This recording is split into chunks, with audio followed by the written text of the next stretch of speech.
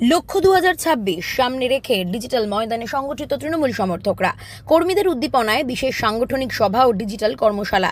বাংলার আসন্ন 2026 বিধানসভা নির্বাচনকে পাখির চোখ করে সংগঠনকে আরও শক্তিশালী করতে উদ্যোগী হল সর্বভারতীয় তৃণমূল সমর্থিত social media community team AB for মমতাদি। জননেত্রী মমতা বন্দ্যোপাধ্যায়ের নেতৃত্বে উন্নয়নের ধারাকে এগিয়ে নিয়ে যাওয়া এবং সর্বভারতীয় সাধারণ সম্পাদক অভিষেক বন্দ্যোপাধ্যায়ের সাংগঠনিক দিক নির্দেশনায় ডিজিটাল প্রচারকে আরও গতিশীল করার লক্ষ্যে আয়োজিত হলো এই বিশেষ সভা।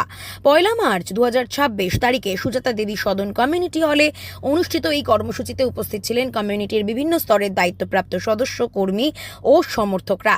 সভায় আগামী নির্বাচনের রণকৌশল কী হবে, সোশ্যাল মিডিয়ায় ইতিবাচক প্রচার জোরদার করা, অপপ্রচারের মোকাবিলা এবং সরকারের উন্নয়নমূলক কাজ মানুষের ঘরে ঘরে পৌঁছে দেওয়ার বিষয়ে বিস্তারিত আলোচনা করা হয়।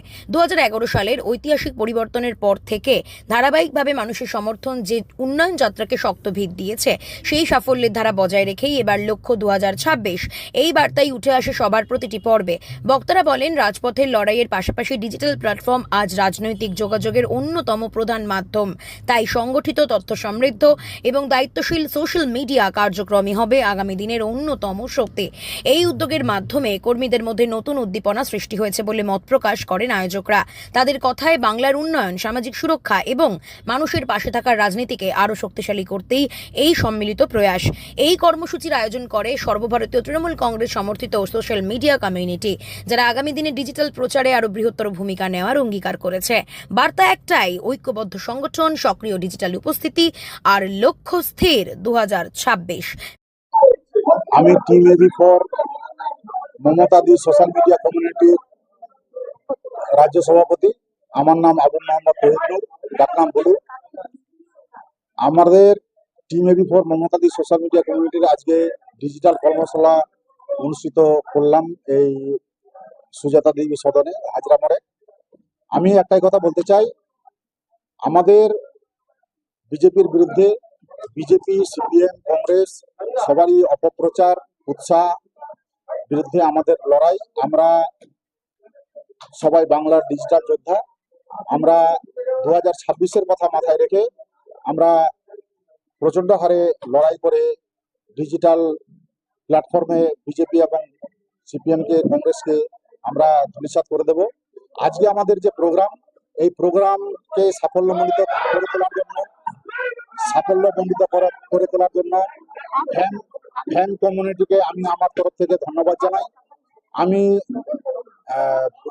অপারেশন গ্রিন স্টার সহ টিএমএফ, তারপরে গ্রাসরুট হারমাত বিরোধী মঞ্চ, গ্রাসরুট আইটি ফোর্স, আমি সবাইকে প্রত্যেকটা কমিউনিটির যারা এখানে উপস্থিত ছিলেন সবাইকে আমি আমার তরফ থেকে সবাইকে ধন্যবাদ জানাই।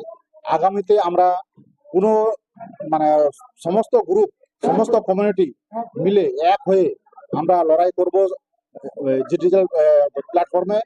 এই বলে আমি আমার বক্তব্য শেষ করছি। মমতা ব্যানার্জি জিন্দাবাদ, অভিষেক বন্দ্যোপাধ্যায় জিন্দাবাদ, টিম এবি ফর মমতাদি সোশ্যাল মিডিয়া কমিউনিটি জিন্দাবাদ, সকল কমিউনিটি জিন্দাবাদ। জয় বাংলা।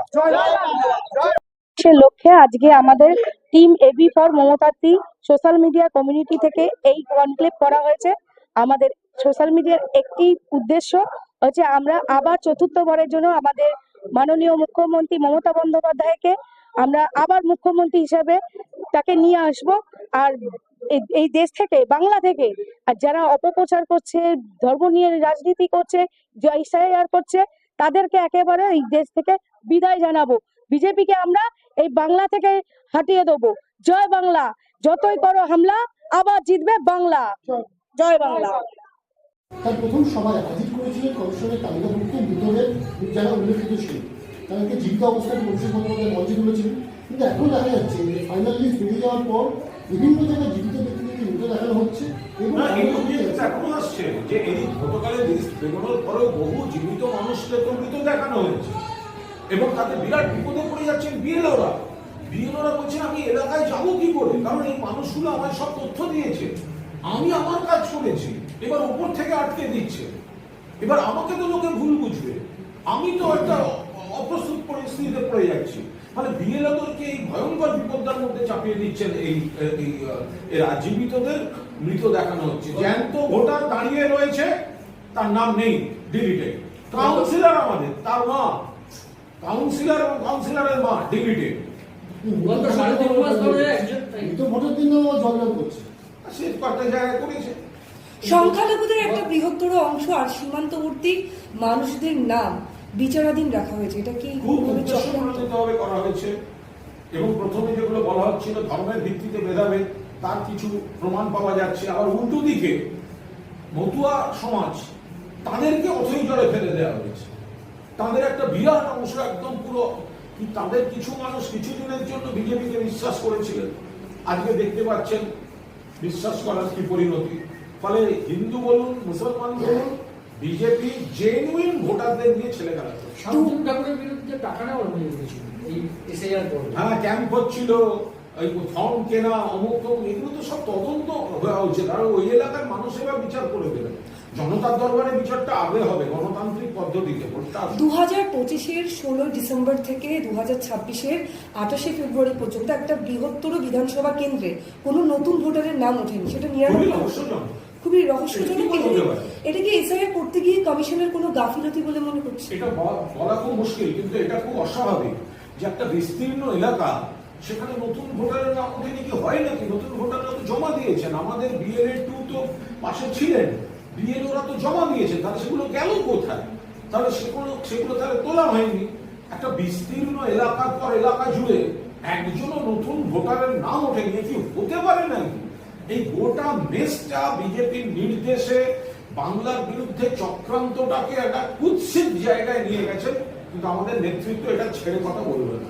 নতুনদের আবার নতুন করে নাগরিকত্বের আশ্বাস দিচ্ছেন বিরোধী দলনেতা, তিনি বলছেন। আরে আশ্বাস করার কথাই, আশ্বাস কি কতদিন চলবে? যে লোকটা জেনুইন ভোটার, আগের ভোটেও ভোট দিয়েছে, মতুয়া, হিন্দু, বিজেপি যাদের কথা বারবার নাটক করার চেষ্টা করে আর মন প্রাণ থেকে পাশে থাকেন মমতা বন্দ্যোপাধ্যায়, আজকে তারা বিচার করুন যে মুখে আশ্বাস দেওয়ার ভোটার লিস্টে না থাকা কোনটা। আমরা তো বারবার বলছিলাম যে গত লোকসভা ভোটেও যারা ভোট দিয়েছেন তাদেরকে ভোটটা দিতে হবে, তো সেটা যারা বিজেপি সেটা করতে চায়নি, এবার মানুষ সেটা বিচার করুন।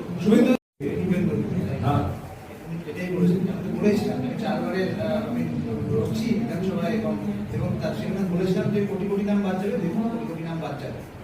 এইগুলো তো আরো প্রমাণ করে দিচ্ছে যে বিজেপির অ্যাসাইনমেন্ট কি ইলেকশন কমিশন কাজ করছে। শুভেন্দু অধিকারী কি ইলেকশন কমিশনের বিআরও না? কোটি কোটি নাম বাদ যাবে। ভোটাররা কি কারণ কোন দলের পৈতৃক সম্পত্তি নাকি? যিনি ন্যায্য ভোটার তিনি ভোটার থাকবেন, কি করে বাদ যাবে? কেন বাদ যাবে? যারা মারা গেছেন, যারা ঠিকানা স্থানান্তর করেছেন, সেই কেন্দ্র থেকে নাম্বার যেতে পারে। কিন্তু আমি আগে বলে দিচ্ছি কোটি কোটি নাম। শুভেন্দু অধিকারী বলুন না, আগে তো লাখ লাখ রোহিঙ্গা বলেছিলেন, একজন রোহিঙ্গার নাম ভোটার লিস্ট থেকে বার করতে পারেনি, একজন। তাহলে এই অকারণ বাজারকরণ করে কি লাভ হচ্ছে? Thank you.